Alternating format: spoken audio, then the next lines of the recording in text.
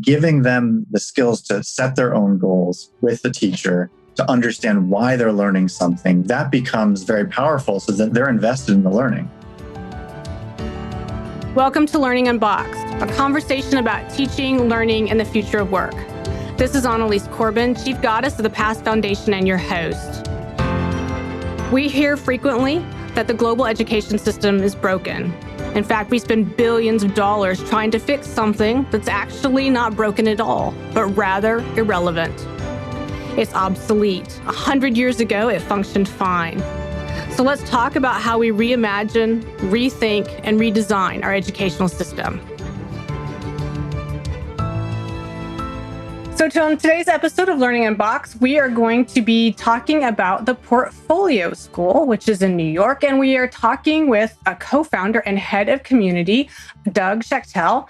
And Doug, welcome to the program. Thanks. Glad to be here. So Doug, let's start two things. I always like to sort of preface the program. This is about positive disruptions in education. So, there's lots of conversation about all the things that aren't working. And while that may be true, there are also awful lot of innovations that are happening in the world of education, particularly K-12 around the world, and the Portfolio School being one of those. So let's start with, where did this idea for this Portfolio School sort of come from? As a co-founder, I always love to talk with founders in one form or another, because, we always often have these kind of crazy ideas, and then for some reason, they sort of come to be. And so I'm always curious about this sort of moving from this idea into the actual action. So tell us a little bit about sort of the launch story here. Yeah. So this was back in 2015. Me and my co-founder, Baber Habib, we decided to start a school, which sounded completely crazy to me in the beginning, to reimagine, as you were saying in the beginning, all these amazing things that are happening in terms of disrupting school. But in the way that we kind of saw schools at the time, and schools really haven't changed too much in the last 125 years, 140 years. And it's ripe for disruption. And there are a lot of other schools that are doing some changes in education. We saw a particular way that we wanted to create a learning environment for students that we didn't quite see around where we were, and we spoke to a lot of thought leaders in education, a lot of other schools who have since become wonderful colleagues for us. Mostly on the West Coast, there's a lot more kind of innovative schools in the space. But like Saeed and those, I listened to your last program. Oh yeah, that was a great one. Good. At Nuvu Studio, and so there's similar models, and it's interesting that when you talk to all these different innovative schools, it's like a big Venn diagram. There's a lot of similarities, but then there's also places where they kind of differ. And in putting this school together, it becomes a reflection of the community that you're building it with and the team that you have in place, and what kind of approach you're kind of going for. But pretty early on, we realized that the school was going to focus on a maker-centered approach to education, where kids are going to be working on hands-on projects. The learning is going to be integrated rather than separated out into subjects, and that it was going to be starting in kindergarten. There are a number of schools that do this at the high school level, like High Tech High in San Diego. Yeah. But that was an interesting kind of conversation in the beginning: is where would we start? Would we start in kindergarten? Would we start in high school? And we really wanted to build it from the ground up, and it made sense for us to start at kindergarten. And we started as a K-3 back in 2016. And now we, in our next year, we're going to be K-6. Okay. Yeah. You wanted to start with the itty bitties. Yeah, exactly. Yeah. They're fun. That's a great place to start. And, it's funny because we've internally at PAST had this conversation numerous times as well, right? In the work that we do, where's the most meaningful place to be impactful, especially if you're talking about creating some type of change? And there's something to be said for, starting, at that ground level and building up. You can also start in the middle and build out in both directions. And there's pros and cons to all of those approaches. And so it's intriguing and interesting, sort of the space that you started. And the other thing that's really interesting to me is, so, starting schools, that's not your background. So, Right. that's the other piece I think that's a bit intriguing about actually all of these schools that are part of the collection, if you will, of innovative schools that are part of your group. So you mentioned Nuvu, who actually aired this week in a fabulous conversation. But like many of the folks involved in these creative endeavors, and I think this is fairly common, your background's not in education. You're a marketing and media guy. Yep, exactly. And it was funny that, it wasn't my background. My only background in education is that I went to a number of schools growing up. And, it's interesting that, where there's a lot to say about this, but for me, there was a real personal element that really connected to why I wanted to do schools. And, there's sort of like the micro reasons of why, what is my personal why for doing this. But that sort of matched what, in a macro level, which is sort of what we were talking about at the beginning, when you take on this idea of the system of education really needs to be reshifted. When those things line up, you really feel like, oh, I might be onto something very powerful, actually could have a very important part in our culture.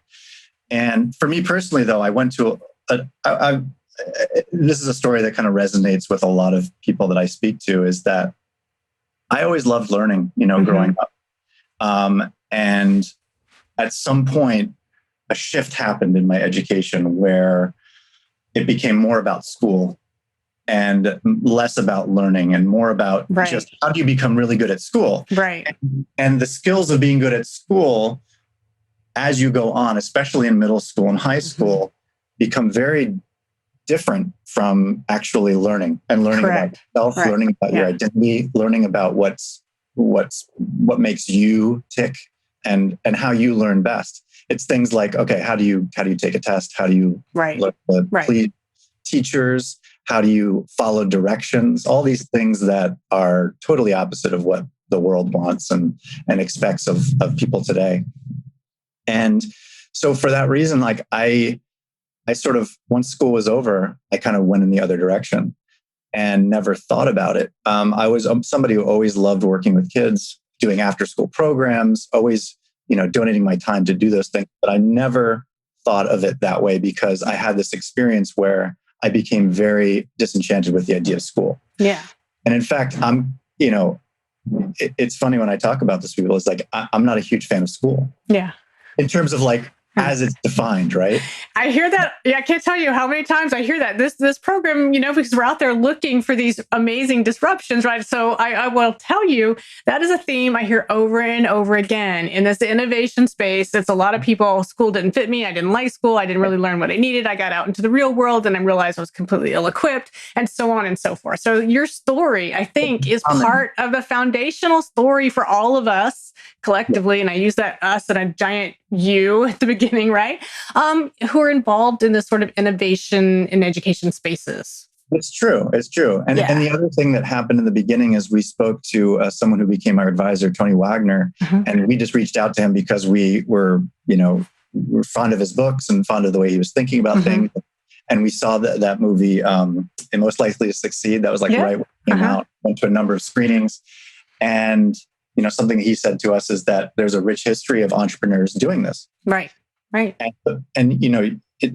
it gave us great confidence in what we were doing and kind of reaching out and how we were going to start building this up. Of course, we realized that, both me and my co-founder, he comes from an education technology background, but having not worked in schools and not being in the school educator, we had to build this team up around us. So that's common to what, other entrepreneurs and people with, non-educator background did to get their schools off the ground. Yeah, absolutely. Again, those very common trends, people that are really passionate, who come with a pretty unique set of skill sets that they can apply in a sort of a different sort of way. So I want to be able to give a little context for our listeners because they come from all over the world and may not be familiar with the school. And so let's sort of set the stage for them. So give us the nuts and bolts. So right now are getting ready to be a K-6, but what else is going on at this elementary school that's based on, kids being makers and and stretch out from there. So help us with a little bit of sort of the theory, the action that you're putting into place. Yeah. Well, it's an exciting place. Every day, walking into this place just feels like a joy. Yeah. And that's what we hear from our families and from the kids as well. They don't like summer vacations because when they come here, the whole idea is that they are working with their hands. Yeah. They're building, they're creating, they're getting to work on amazing projects. And, the way that it's sort of structured to give them that way of learning is that number one is we have mixed age groups. Understand about our school. So for this year, we had a kindergarten group. That was its own thing. Then we had a first and second grade group. We had a third and fourth grade group. Next year, we'll have a fifth and sixth grade group. And, they are working on themed projects throughout the year that stretch across the entire school. So everybody in the school, even across all those groups, is working on a theme. The last one that we worked on this year was called The Tools That Connect Us. And over a period of 2 or so months, all the work is tied to that theme. Yeah. And it ends in this exhibition. This sounds familiar from other schools that do some things like Brightworks does the arts and there are exhibitions at the end. Exactly how we do it too. Absolutely. Yep. Yeah. That's great. The other thing that we sort of realized in how we wanted to structure the school and all this talk about innovation and, especially when you talk about technology, there are all these very analog things when you think about how to innovate in schools, like the schedule. Right. The schedule is everything. And so how you can create enough time in the day for children to get into a deep flow with the projects, how to give them enough time to do that. But then how do you structure it in a way that you actually give them enough time to learn the core academic skills? And how do you do that? So, because that's going to be the thing everybody wants to know. How you doing that there, Doug? That's the big question. It's like, this sounds great. And it sounds like a great after school program, right? But then how do you actually make sure that kids are learning? So we have dedicated time for the core skills around math and literacy, and then with early childhood with phonics. But everything else, when it comes to science, humanities, making and design, computational thinking, all those things are brought together in the service of the project. So there might be places where math naturally fits into the project, where literacy fits into the project, but there are distinct times where those two are given their time in the schedule. The other thing is that the schedule changes throughout the year, and we're flexible in allowing that to happen. So one way that really shifts throughout the year is that we also have time where children are working on independent projects that they come up with and they want to build. So we have periods of time during the year when they are working for larger periods of the day on those projects. And then that ends in a culmination event where, they're presenting their ideas. And, a big thing for us is that we want to give kids a number of toolboxes by the time they end up, leaving our school. Sure, there are core academic areas that they do need to understand. And I think that's the big sort of division that sort of happened around progressive versus traditional education, is that progressive became, it's all about creativity. And, the core academic skills, that gets a little bit of a looser kind of approach.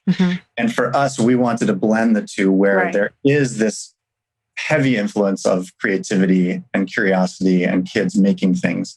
But at the same time, we see you can't do really interesting, meaningful work if you don't understand certain core knowledge areas. So how do you make sure that you do both? So it's really about the schedule and the intention and making sure that we are assessing and tracking where children are in using very traditional things like Fontes and Pinnell for literacy and, Engage New York for math, Common Core standards as well. I mean, you can just do backwards design when you think of these projects and know exactly where students are. And it's also really easy, just to sort of clarify for folks, and correct me if this is not the case for your school, but I'm assuming this is the case. It's really, really easy in a problem or project-based environment, which Portfolio School is, to go out and sort of grab, when you take a look at the themes of the projects and say, we're going to easily And I use that word deliberately. We're going to easily hit this huge number of core standards, that those expectations of the learning, the more traditional based learning that we know kids have to walk away, but we're going to integrate it all the way through. And these kids are just going to never even look up and shift from one, set of contents to another. When done really, really well, it's seamless and it's all inclusive. And I assume that that's the case with what you've got going on at the portfolio school. It is. And I think the other thing is that we also know that children are not going to learn exactly the same thing at the same time as everybody else. And that's another sort of carryover and a logistical carryover from traditional education, is that just because children are born between this date and this date, they're going to be ready for this bit of content on this day. And for us, it's like, you're going to understand that, but you might not understand it today. That might come for you next week. It might come for you next year. And that's a big thing. It's like, well, okay, by the end of third grade, you might be caught up in this certain area, or you might need a little bit more time in this area right now, or you might be ahead of your peers grade level wise in a certain area. And I think just allowing for more flexibility is everything. And when you just say, okay, well, that day is over. Now I'm going to test you on it. And if that was the day when that just didn't work for that student, now they're like, oh, I don't understand this. And it starts to imprint on who they think they are. Right. They're like, oh, well, I'm just not a math person now. Right. And that just compounds and creates a whole other dynamic for that student. Yeah. Whereas for us, it's like, okay, you don't understand it. You don't understand it yet. Right. Exactly. The yet. I love that. And that's the perfect way to put that, because we have that conversation often too. And the reality is, in these fully engaged applied sort of teaching and learning environments, the other piece that we've seen repeatedly is that we can hit the same number of content standards that a traditional school may have required throughout the year, but we can hit them numerous times in the same year, as opposed to only hitting them once. And to your point, doing a test and then moving on. Because not every kid's going to get it the first time. And by the time they've seen it the second or third time in a different application, because you're using it over and over and over again, suddenly that light bulb goes off and it's meaningful for that child. It's very individualized in that space. Yeah, no, it's really a good point. Just like the idea of kind of circling back and spiraling with the content, where you could start talking about Newton's laws of physics with a first grade. You would never do that in another. No, but why not? Why not introduce it in the moment that it makes sense, because of the project that you're doing, right? You don't have to get it. You just have to at least have been introduced to it. Yep, exactly. So then, so that there's a certain piece that a first grader can understand about Newton's laws of physics. And then when they come back to it, maybe a few years later, or maybe next year, there's a different element. There's more math brought into it that they could understand at that level. Right. So, and they bring the context with them from project to project to project, right? And they sort of are able then to figure it out along the way. That's the other piece. There's a lot of that self-directed learning opportunity when you're doing it that way. Yeah. And the word you just used, context, is everything. It is. Yeah. That when we think of even the projects that kids are working on, it has to organically come from questions and things that they would actually experience in their daily lives. Right. So, why is the sky blue? Why do leaves change color? All these things that they're questions that they would come up with naturally. And brain science, our own experience, everyone just understands that if something is meaningful to you and you have a reason to learn it, you're going to be invested in that process of learning and you're going to remember what you learned. So making everything kind of contextual and interesting to a student is vital. Absolutely. That point of engagement can't be underscored. And I hear all the time when we go out and work with a variety of different, more traditional schools around making these types of transitions. One of the things that I frequently hear from, school faculties, and it's not necessarily because they don't want to, it's just the space that they're in that moment, out of all fairness, right? And so, but one of the things what we will frequently hear is, yes, but our kids can't do that. Which is not the case at all. It's really a case of, there's been a long journey or path where students have been or have become so disengaged from the moment of learning that sometimes it can be hard to turn that tide. And so helping those faculty understand that you can, in fact, re-engage by trying to work with students in a sort of a different capacity for the different mindset can be a pretty powerful thing. So let me use that as a segue to ask you then, where or how do you find your faculty? Because I'm sure it's not just you and your co-founder running around with these K through 6th graders. So talk to us a little bit about the staff. What's the magic, the people that make this happen? So we have an amazing team here. And the teachers, the way that we find them, let's think in very logistical ways, like we put out, put something on our website, we put it out to our community, and, we post it in some places.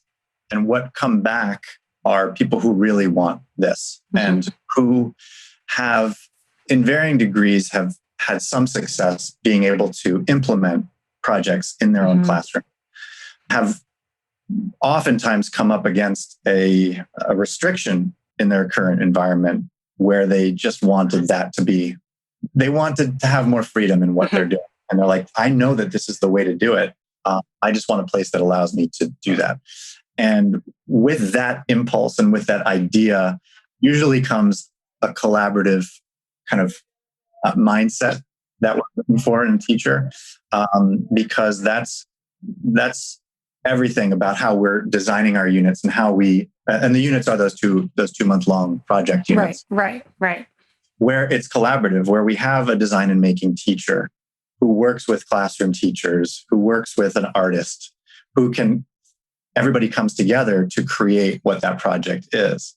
And without that collaboration, you're not going to find one person who knows how to do all those things. In a more traditional environment, you might not even have that level of expertise kind of at the table. Right. Or in the best case, you might have a teacher who then sends their students down the hall to the Fab Lab, right, where they work with that design and making teacher, but there's not much collaboration and much integration between what they might be doing in the classroom versus the Fab Lab. And our kind of tagline or whatever, it's like, we don't have a makerspace, we are a makerspace. Right. And the big thing, like, it's not a separate place that you go to, and it's, behind lock and key, and you get to go in there 45 minutes a week.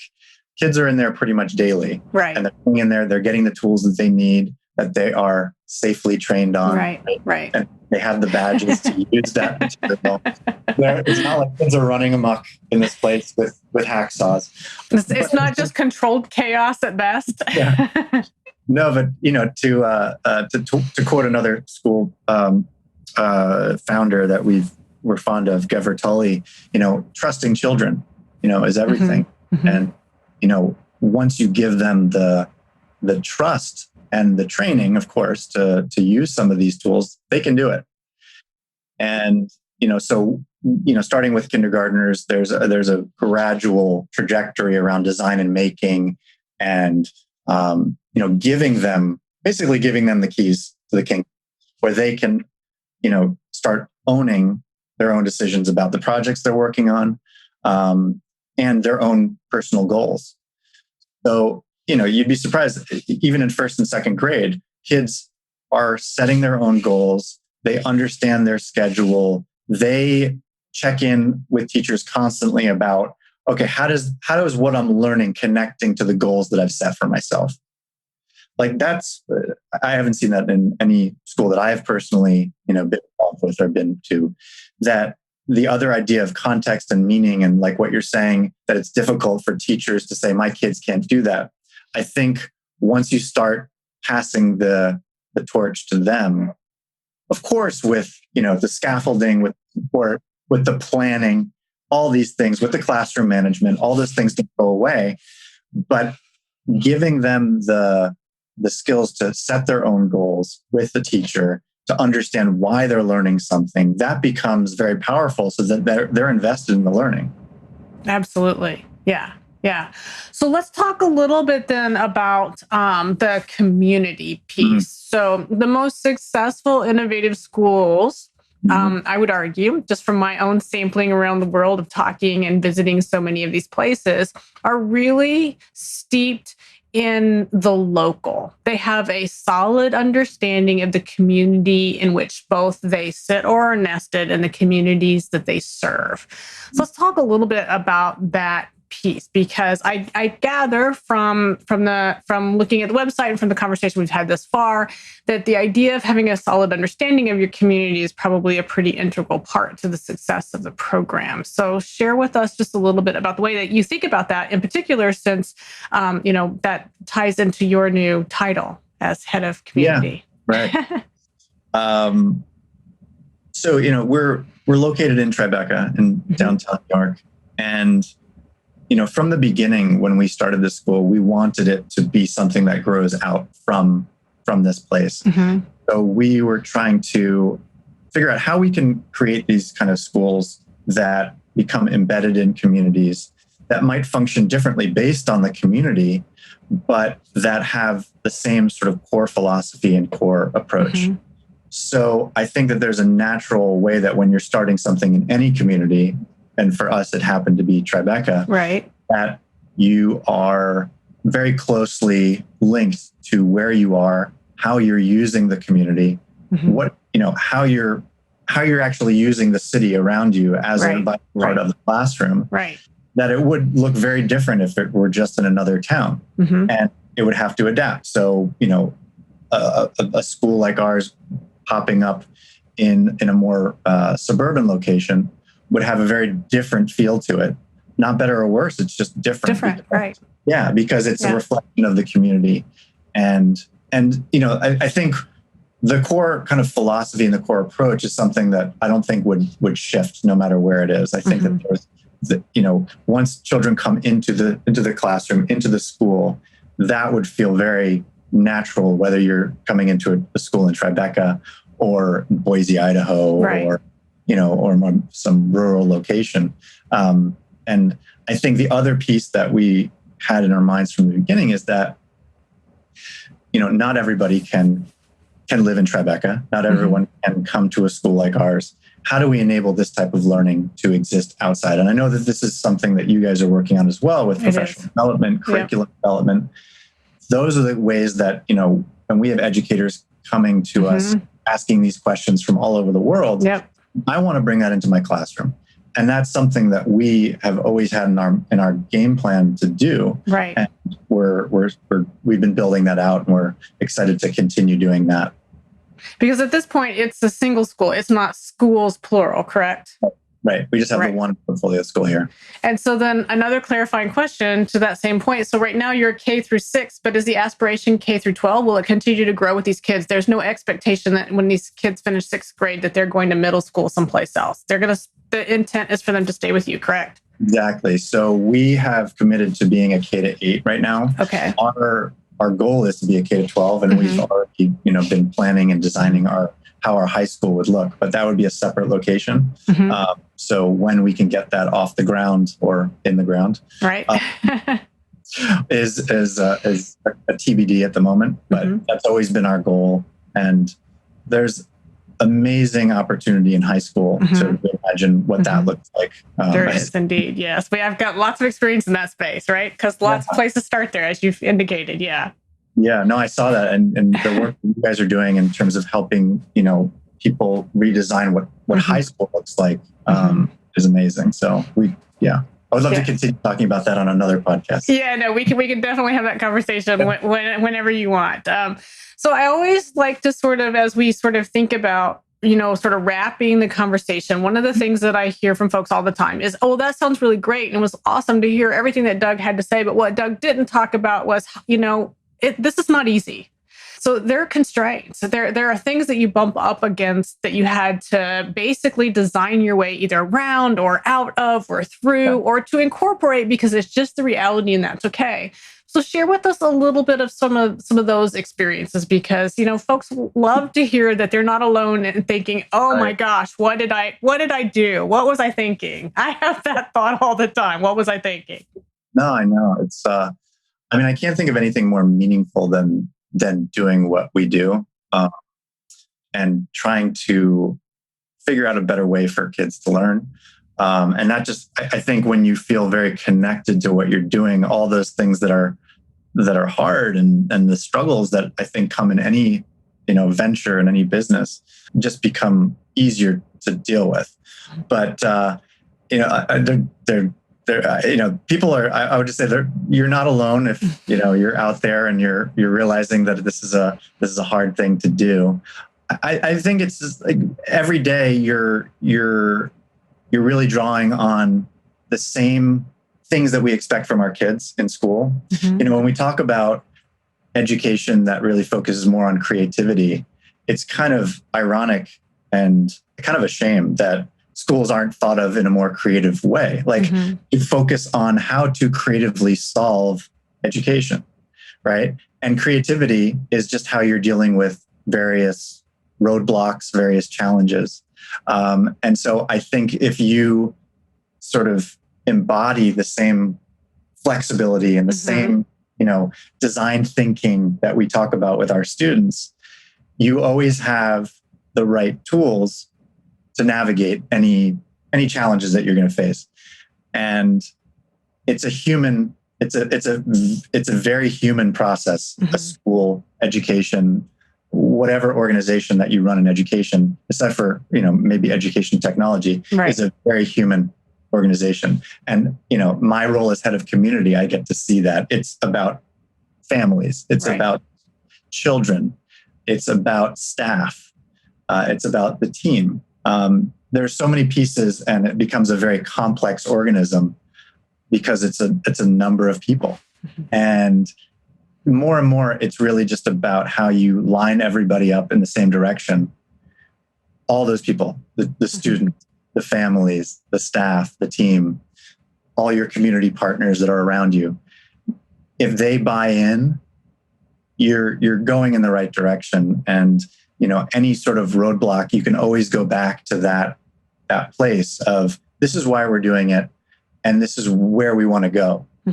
And it just gives you a way to always face any challenge, and that you're going to make the right decisions. Absolutely. And I love the idea of thinking about education as a very complex organism, right? So it's a living, breathing thing. It's not just an engineered system because it's got real people in the mix of it. And I think sometimes we get really used to the roteness, if you will, of the machine, that system sort of mechanism that's just churning these folks out. Everybody's going to read page 12 on Tuesday, and we're going to take a test on Friday. And we forget about the fact that the single greatest value add that we have back into the flip side of whatever the educational journey is the individuality of all of those, of the folks that were part of that living and breathing organism. Yeah. And the other piece about this is that there's really no choice. Right. Like once you, and I'm looking at you and you're reading this, is like once a person, and maybe this is the listener, realizes that there's something that fundamentally needs to change about how we educate future generations, you realize that we do need to fundamentally change how we teach future generations. Yeah. There's no choice in that. Once you get that, you're like, we need to do this. Yeah. And this needs to happen right now. And if I don't show up today and make the right decision, I know that there's a consequence to that. And that I play a part in how we're reshaping this whole culture that we have around us and the work that children are going to be doing. Absolutely. There's nothing more important than what's happening right now. Absolutely. And there's the world is changing so fast, as we all know. We've just experienced the last 15 months of crazy stuff that was going on, and yet a lot of those aspects or elements are not going away. And the reality is we can no longer be preparing students for X, Y, and Z job, right? Or career, or whatever it is that they're going to do post-secondary, because the reality is we don't actually know what those things are going to be because the world is changing so fast. There's endless and infinite possibilities. So with that in mind, I always like to sort of, close the program with sort of asking, what's the moonshot From your perspective, what's the moonshot? And it can be, personal to your own philosophy or the school itself, but really, what's that thing, that big aspiration outside of what you've got going on right now that you think is possible with the work that you're engaged in? I know it's a loaded question. What do you think is going to make the most difference? And it may be the most difference just at the portfolio school, but it may be in the Tribeca community. It may be in New York. It may be national. It may be global. Where's the moonshot? That thing that we absolutely must roll up our sleeves and do right now that you feel like the work that you're doing can make a contribution to? It's funny because I think of where things are coming from the top down, from workplace education, from back to graduate school, if you go to graduate school, down to college, and then to high school, middle school, elementary, and then here's where we are, right? And both of those sides are kind of reevaluating what it means to be educated, what it means to be prepared. And I think having a collective system-wide reshift of the definitions of what it means to be educated. Yeah. And what it means to prove that you're educated, So I think what a lot of things that are happening with places like the Mastery Transcript and changes in college applications and admissions is having a huge impact on how people are then able to make decisions about early childhood, about elementary, about middle school. And you're always looking to, well, what's the next thing? Because the thing that we haven't touched on in all of this, maybe just a little bit, is that those who are making decisions about children are not children. Right.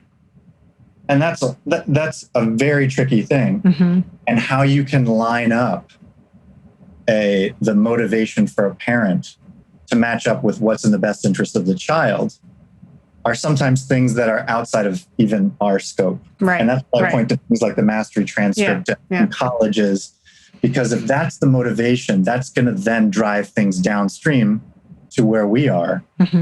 So I think that the innovations that are happening, and that's why when we go to high school, we're going to be very excited about getting kids ready for the future they're going to face and getting them to go to wherever they want to go, whether that's Princeton, Harvard, Yale, whether that's to go and launch their own company. Right.